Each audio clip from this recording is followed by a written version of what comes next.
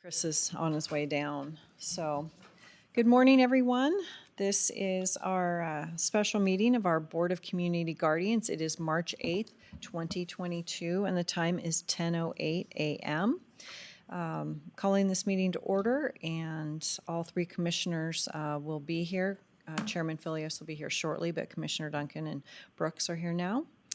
And our business section is going to be per Idaho Code 155-603A, review of the annual report for our Board of Community Guardians. And we have Chairman Dave Levine here. Is the green light on? Perfect. It is now. Thank you. I promise not to put my hands over the microphone and cause all havoc. Again, on behalf of the wards of the county, the Board of Guardians want to thank you for your continued support. It's really refreshing that this county wants to really fund this effort where some counties have chosen not to. And I think over the years, we've told you how important our work is in taking care of the most needy people in our county. Last year and this year, things have been pretty much the same in the sense that we have obviously had an impact of the pandemic. Luckily this year, or in 2021, when I talk about this year, 2021, the impact has diminished over time. Given, I should introduce, Emily is our case manager who does all the hard work, and Peggy is our former chair and the expert that I always turn to for help and everything I possibly need. But our work over the years, over 2021, has really been just to evaluate the applications we do get. But the biggest challenge that we face, and actually the county faces, is the lack of facilities to handle people who need care.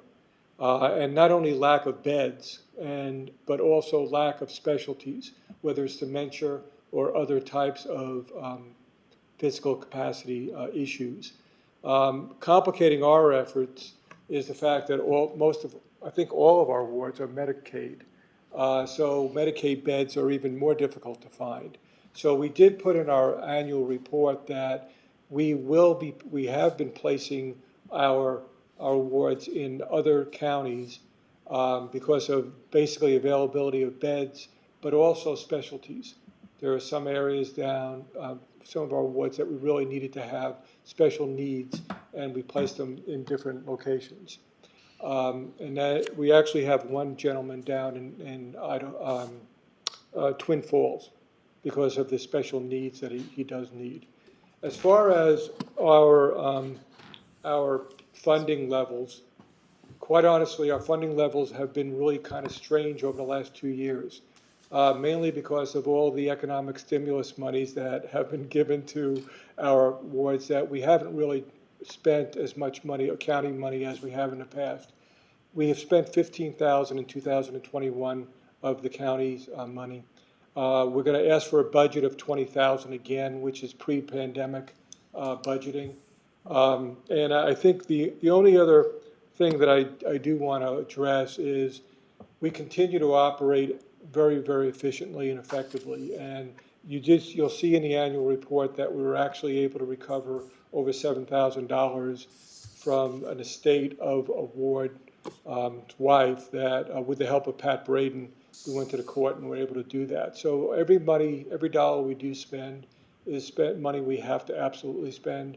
And the volunteer time and effort of the Board of Guardians is much more helpful in managing the wards. The last thing I will say, I guess, is that our relationship with Kootenai Health has again been very valuable for both us and Kootenai Health. You signed a contract in 2020 that actually will be up for, I guess, renewal according to the contract in 23. So next year it'll be up for renewal. But that relationship has continued to be a success for us because Emily and her efforts in managing the day-to-day, managing and dealing with Social Security or Medicaid or Medicare, dealing with the facilities, the states, that is a real technical knowledge that you need. And we could never do what we do without her expertise and the support that Kootenai Health does provide us. On the other hand, Kootenai Health, I think, benefits from the fact that we're able to work with them when they have patients that are there in their facility that need care and need a guardian. We will evaluate their application like everybody else, but also help them move them to a facility. So I think it's a mutually beneficial, and I hope next year that when the contract is up, that both sides will be eager to renew it. And I think that's really it, unless you have any questions for us. No. And I think we just need a motion to accept the report. Is that right? I can move. Okay, I will make a motion that per Idaho Code 15-5-603A, I do motion that we accept the annual report from the community, for Community Guardians. I second the motion. Bill Brooks. Aye. Commissioner Duncan. Aye. Chairman Philios. Aye. Motion's- Okay, you can go ahead and take over. Okay, so I guess then, we actually addressed all three items, didn't we? No, nope, Oh, nope. we We're didn't just yet. on number Okay. 2 now. Okay, on number 2. But Dave has spoken to all three, haven't you? Oh, okay. Well- I'd like to be, we would like the board to be renewed. Yes. Oh, okay. Yes. Okay, I figured that. All right, so then do we have a motion for the annual determination to continue our relationship with, between the Board of Community Guardians and Kootenai County?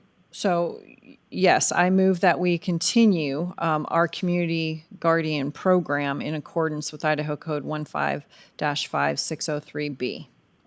I second the motion. Bill Brooks. Aye. Commissioner Duncan. Aye. Chairman Philios. Aye, and the motion's carried. Item number 3, potential motion to review to accept the fiscal year 23 budget request. I just move that we acknowledge that the Board of Community Guardians is not increasing their request, but keeping it at $20,000 for FY23. Okay. I second the motion. Bill Brooks. Aye. Commissioner Duncan. Aye. Chairman Philios. Aye, and the motion is carried. Public comment? Hearing none.